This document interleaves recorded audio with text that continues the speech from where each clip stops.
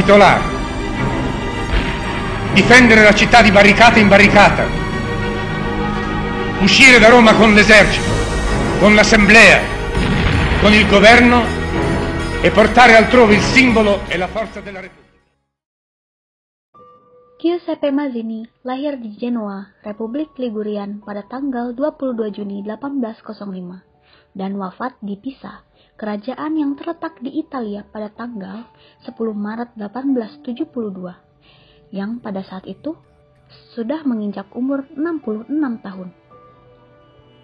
Ia memiliki ayah yang bernama Giacomo Mazzini yang berasal dari Civiari yang berprofesi sebagai seorang profesor universitas yang memegang ideologi Jacobin.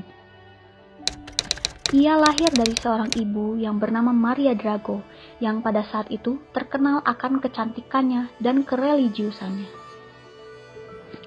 Pada masa hidupnya, Mazzini menunjukkan kualitas serta pemahaman dalam politik dan sastra dengan sangat baik.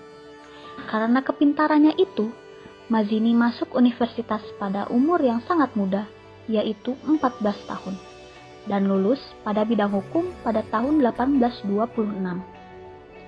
Pada saat itu, Mazzini berpraktik sebagai pengacara orang miskin. Akan tetapi, ia juga berharap untuk menjadi seorang novelis sejarah dan pembuat drama. Pada tahun yang sama, ia pun menulis esai pertamanya, yang berjudul Dell'amor patrio di Dante, yang dalam bahasa Indonesia memiliki arti kecintaan patriotik di Dante, diterbitkan pada tahun 1837.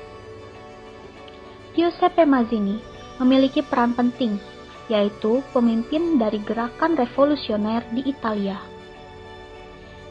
Mazzini pada saat itu percaya bahwa kemajuan jika tidak diimbangi dengan kemajuan kondisi pekerja, meskipun kekayaan dan perdagangan berkembang pada keseluruhan.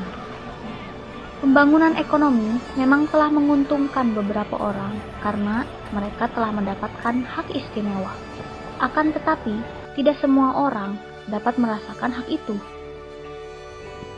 Bagi Mazzini, pengejaran sempit atas hak individu mengangkat dua masalah.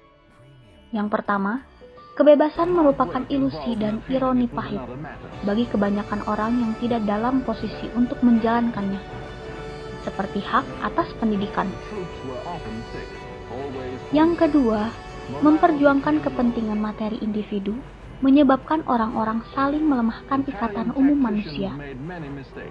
Sebelum Mazzini berargumen, pengejaran hak menempati urutan kedua setelah panggilan tugas yang jauh lebih tinggi, yaitu terhadap kemanusiaan. Karena tugas ini menuntut individu untuk bekerja sama dan menuju tujuan yang sama juga. Namun sebaliknya, menurut Mazzini, Tuhan telah menciptakan negara-negara secara terpisah dan membagi umat manusia menjadi cabang-cabang. Menurut Mazzini juga, negara adalah bengkel, yang dimana individunya dapat melayani manusia. Bagi Mazzini, sebuah negara lebih maju dari sekedar kelompok individu. Dalam suatu wilayah geografis yang disebutkan bahwa itu adalah persatuan orang-orang yang dipersatukan oleh persaudaraan. Dan ide tersebut menginspirasi kaum revolusioner di Eropa.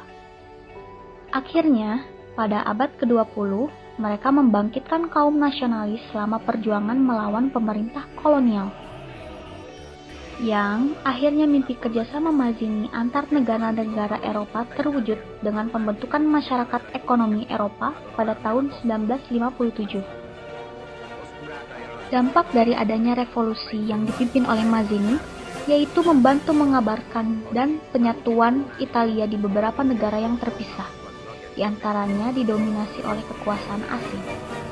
Ia juga membantu mempertahankan gerakan Eropa modern untuk demokrasi populer di sebuah negara republik.